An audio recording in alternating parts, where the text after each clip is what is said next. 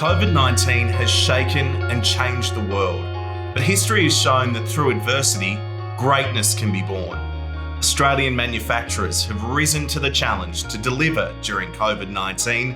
Now the Australian government is unlocking their potential to deliver for our future. Tinkering at the edges, it's not an option.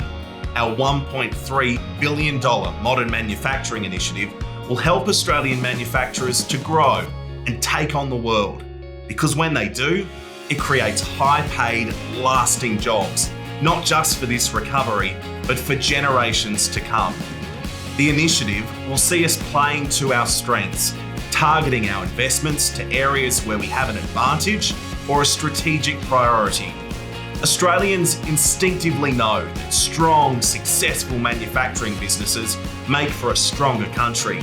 And by backing them, we're sending a clear signal that not only is Australia open for business, but we mean business. Let's make it happen.